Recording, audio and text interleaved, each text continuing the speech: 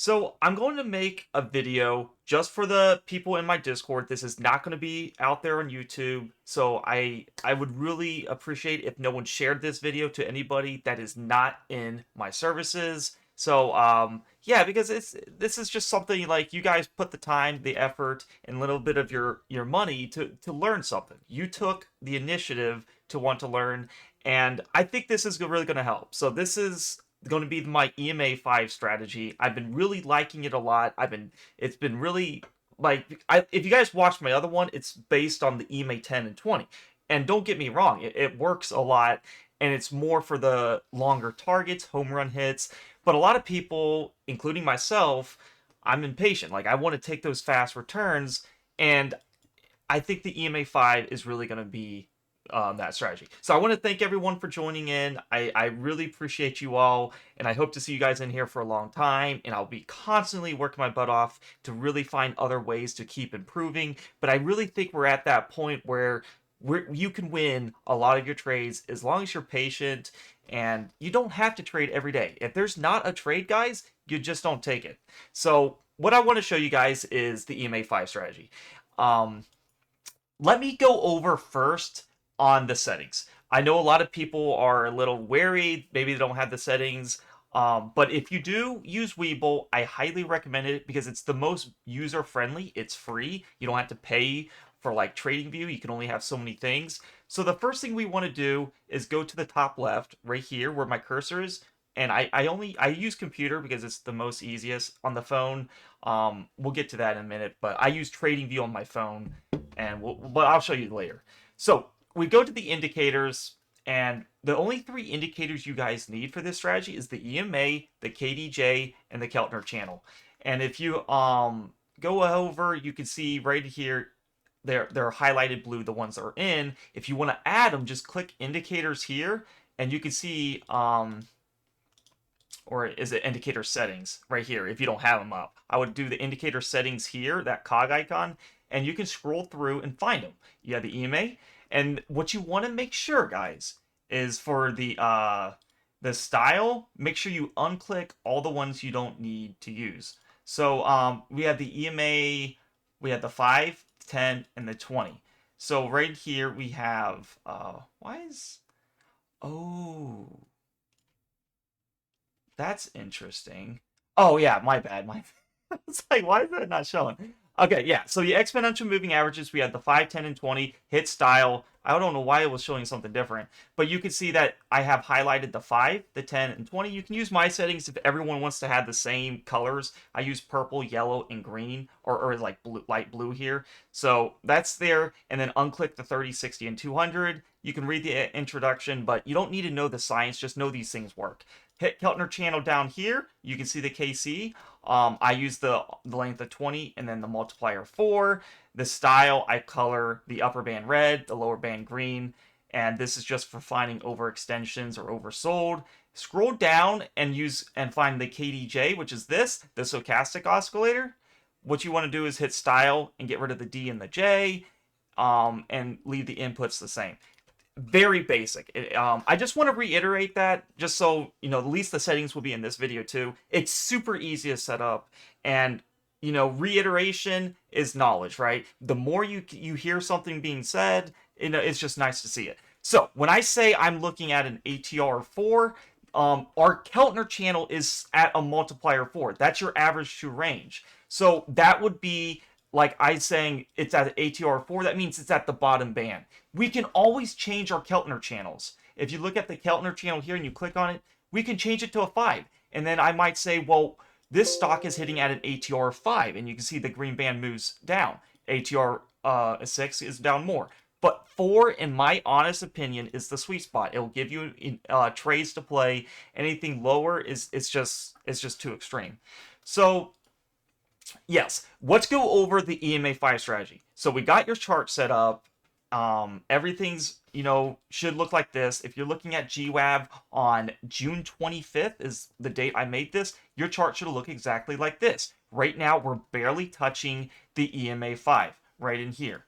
Or not actually touching, it's just a little off from it. I took this trade right down in this area for this EMA 5 touch. And the reason why I took that trade And you can just, I'll show you guys even in my journal so we can go over some trades. I took GWAV at an average of 1.88. I had a return of 14%.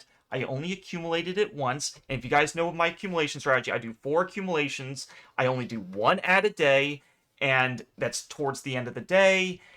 And I use the lower time frames to get an ad, and I'll show you guys that in a real second. So obviously this was a win. We closed it out in 4 days. Exit price was 215, and this is what I saw in the notes. I'll try to put this so reiteration is knowledge. I'm seeing 7 daily candles of no EMA 5, so I think we can get a nice bounce here. Very simple, right?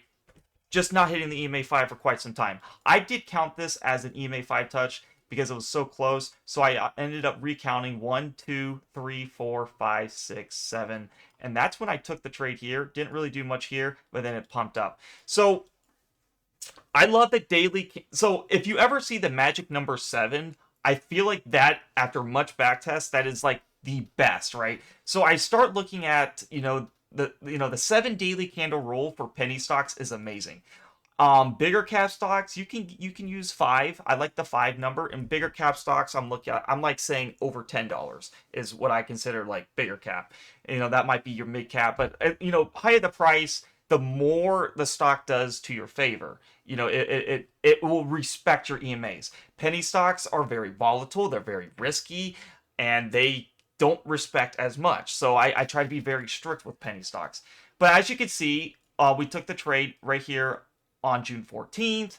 I had the trade, and when I said I took it at a lower time frame, if you look at the lower time frames, the 1 minute and the 5 minute, you'll see how more precise you can get entries. So let's look for June, right in here.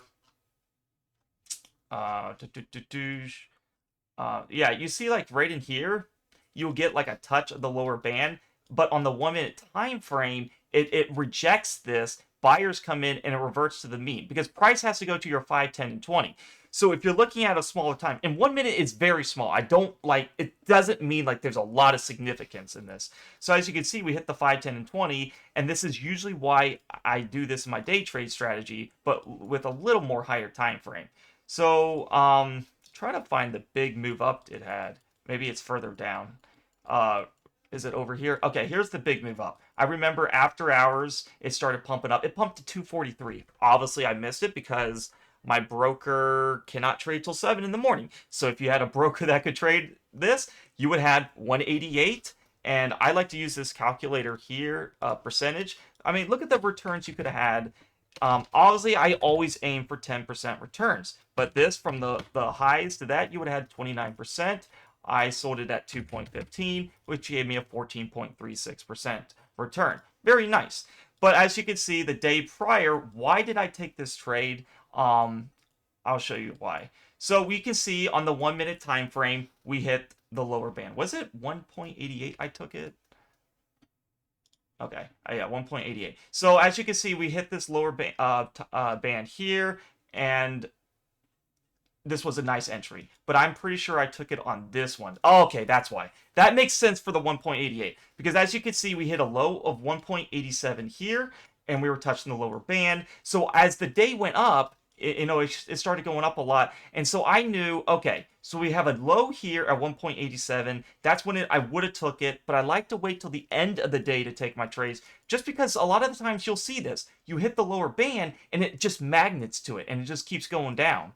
So I take only 1 trade a day, and we were triggered. I remember clearly I targeted 1 cent below, 1 cent higher than the low of the day, and so we got filled at 188.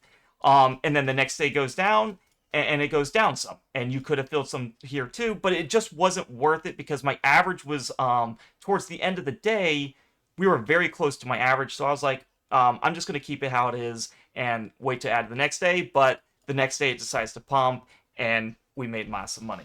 Let's go over another ticker. We did TNXP. We made 1.11 average, had a 10.81% return. And these are all based on EMA 5 strategies. These are going to be your quick returns. Look at the daily chart. So let's analyze this, and let's take it very slow so everyone understands this. So I got to zoom in because it's a penny stock and it's like a downtrend forever. So as you can see on TNXP, what do you first see?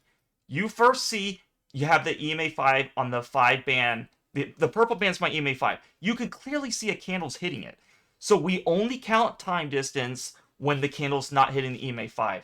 So right in here, we're not hitting the EMA5. That's 1 day, and then we have 2 day, 3 day, 4 day, 5 day, 6 day, magic number 7. Remember, the magic number 7 is amazing for penny stocks. So here's our magic number 7. So I'm like, okay, even if it goes down, I'm very confident that we're going to touch the EMA 5. And look at the upside range. This is what I really love to see. This is kind of like your A plus setup. You see all this black space? That means there's a lot of upside to the EMA 5. Even if it corrects and fluctuates, you see how the EMA 5 fluctuates each day? That's why you want to accumulate. You don't ever just say, I'm going all in, because the EMA 5 is going to fluctuate. So what we do is, and I think I have this strategy down to a science, because you can see right here, accumulation 1, we win on it. BNED, accumulation 1, we win. Accumulation 1 on GWAB, we win. So we're getting like very, very precise entries on the EMA 5. And look what happens. The market, and we'll go over the 1 minute and 5 minute. I'll show you guys where I got my entry. So I had a 1.11, just so you guys can all see. This thing spiked up, and yeah, it takes a while to use the 1.11. I remember quite clearly it was this day right here. As you can see, the low of the day was 1.08. We can clearly see that was the low. It's very good support.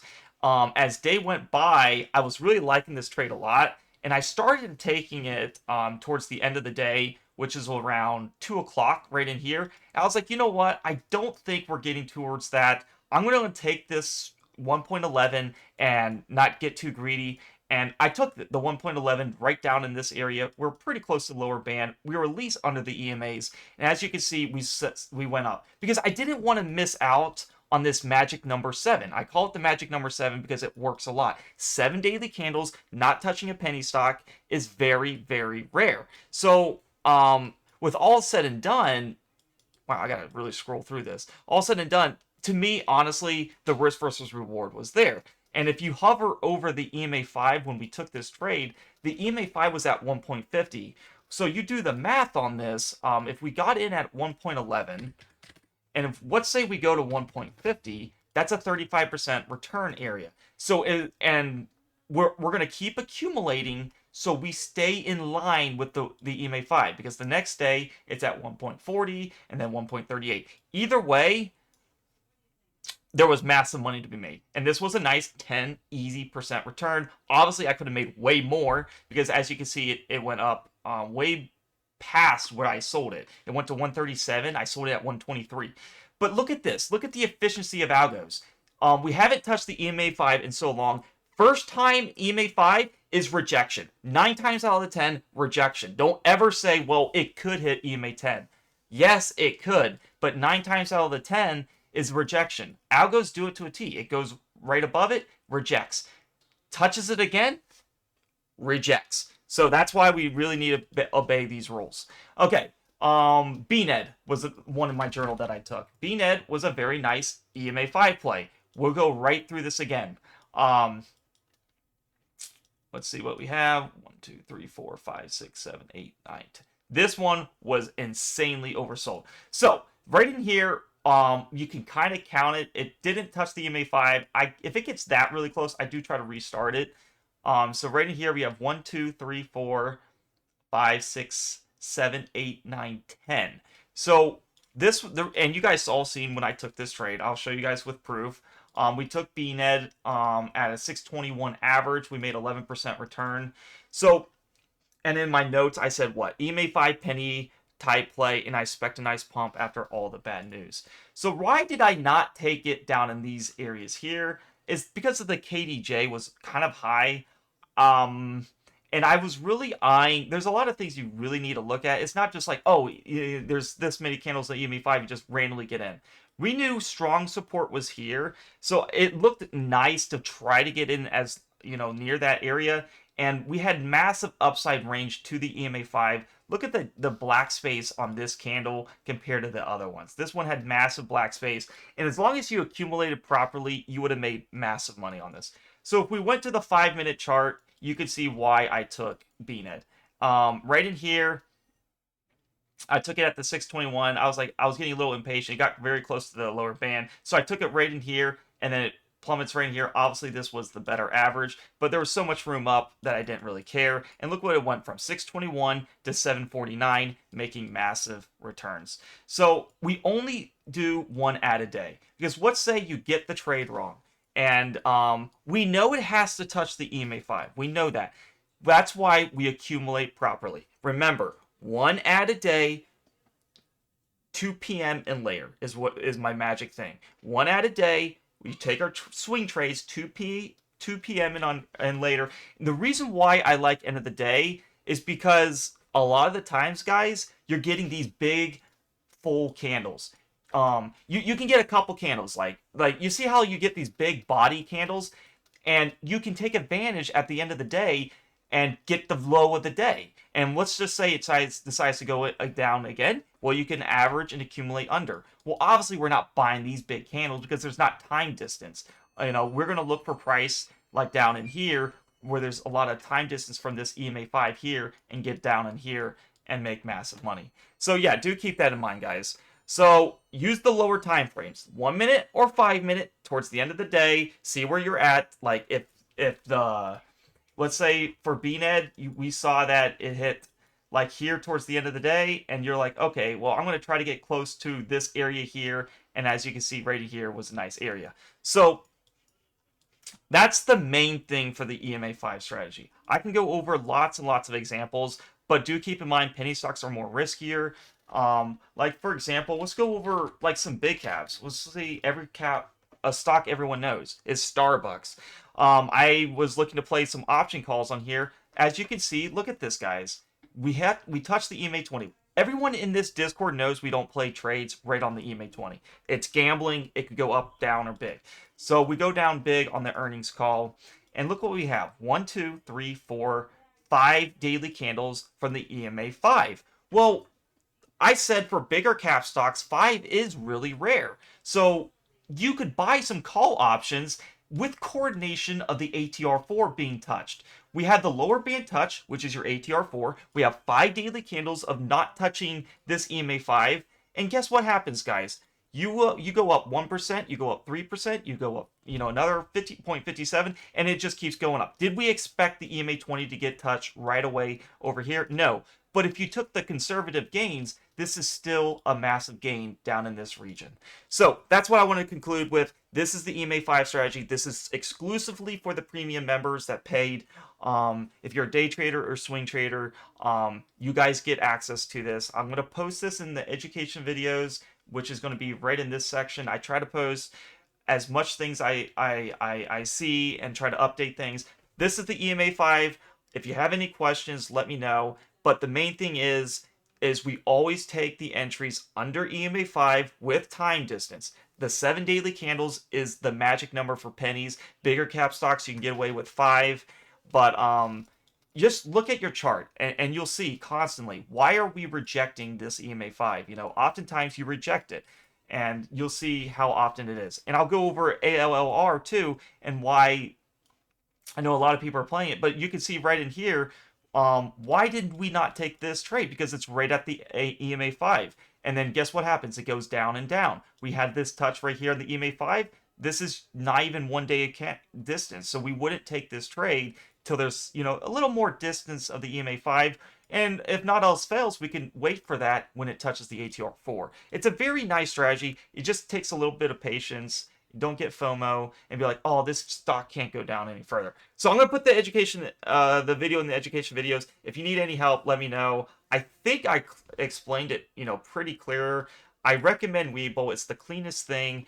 If you are using phone, you can do TradingView and install the same indicators if you're on the go. I do have TradingView app, and I can hurry up and see my EMA 5. Where's it at? How much time distance? And then go lower time frames to be like, okay, well, are we touching the lower band? like something like this, like right in here. Are we touching this lower band? And that's how you look to get more precise entries instead of just randomly guessing. You want to make sure you're getting those lower ATR levels. All right, guys, peace out. And like I said, thank you so much for joining. And if you stay with me, I'm gonna, like I said, I'm gonna work very hard, always putting more videos out. And I love you all. I want everyone to be successful, and I wish the best for everyone. Peace out.